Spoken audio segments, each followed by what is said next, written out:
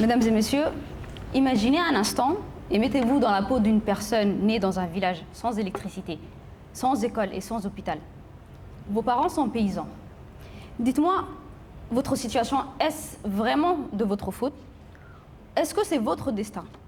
Ou simplement le système dans lequel vous êtes né à ce moment-là? Mes chers adversaires, mesdames et messieurs, cette question est au cœur de notre débat ce soir et notre réponse est claire. Non. La pauvreté n'est pas une question de fatalité. Elle est souvent le résultat de choix, de systèmes et de décisions humaines. Et laissez-moi vous répéter une troisième fois que ce que des hommes ont construit, les mêmes hommes peuvent le détruire. Après que mes camarades vous en apporté davantage preuves sur le changement grâce à l'action humaine, laissez-moi vous en apporter d'autres grâce au changement politique et à l'intervention des organisations non gouvernementales. En 1971, des médecins français regardent des enfants mourir dans des zones de guerre et ils décident que l'attente c'est fini, il faut prendre des initiatives. Médecins sans frontières naît de cette colère. Et aujourd'hui, 67 000 personnes déployées dans les pires endroits de la planète. Et puis il y a ceux qu'on ne voit pas, mais qui sont partout. 97 millions de volontaires, 192 pays, 31 millions de personnes ayant accès à l'eau potable en une seule année. Ces chiffres-là vous disent-ils quelque chose? Eh bien, laissez-moi vous dire, mesdames et messieurs, que c'est le résultat de la Croix-Rouge et le Croissant-Rouge.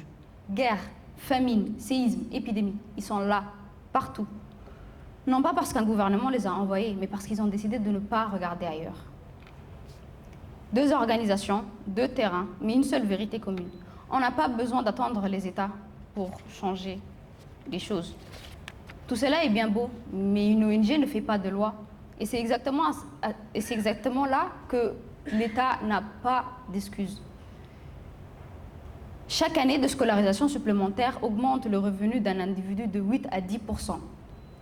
Et sans école gratuite, ce chiffre-là n'existe pas, ça reste un potentiel gâché. Et sans un système comme la CNSS, une simple appendicite peut coûter à une famille pauvre l'équivalent de plusieurs mois de salaire. Mais avec une protection sociale comme telle, cette même opération coûte presque rien. Et sans une fiscalité progressive, un milliardaire et un employé payent le même pourcentage d'impôts, chose qui est injuste pour certains. Mais avec cette fiscalité-là, chacun contribue avec ce qu'il peut vraiment. Alors laissez-moi vous dire que ce n'est pas des théories, mais c'est des choix. Et chaque choix a une conséquence directe sur la vie d'une famille. Et des pays l'ont fait. La pauvreté a reculé, il ne manque que la volonté. Mais cette volonté encore, il faut qu'on vous laisse l'exercer. Car c'est souvent grâce à elle qu'on fait le changement. Parfois, la pauvreté ne vient tout simplement pas d'un manque d'efforts, mais elle est créée par des injustices. Parlons maintenant du pays Haïti. Après avoir obtenu son indépendance en 1804, le pays est contraint par la France de payer une indemnité pour avoir osé se libérer. Il lui faudra donc un siècle, 122 ans pour rembourser cette dette. Et le coût aujourd'hui est estimé à l'équivalent de 21 milliards de dollars, chose qui n'est pas minime. Et ce n'est pas un manque de travail qui a freiné le développement de ce pays, ni de la paresse ou quoi que ce soit. Non, mais c'est une injustice imposée par les hommes. Et cette logique ne concerne pas seulement les pays, mais au sein d'une même société. Les écarts entre les plus riches et les plus pauvres sont souvent le résultat de choix économiques et politiques. Dans les deux cas, ces inégalités-là ne sont pas naturelles. Elles sont les résultats de choix humains. Et ce que des choix humains ont créé, des choix humains peuvent le corriger. Voilà pourquoi la pauvreté n'est pas une question de fatalité, mais un problème social.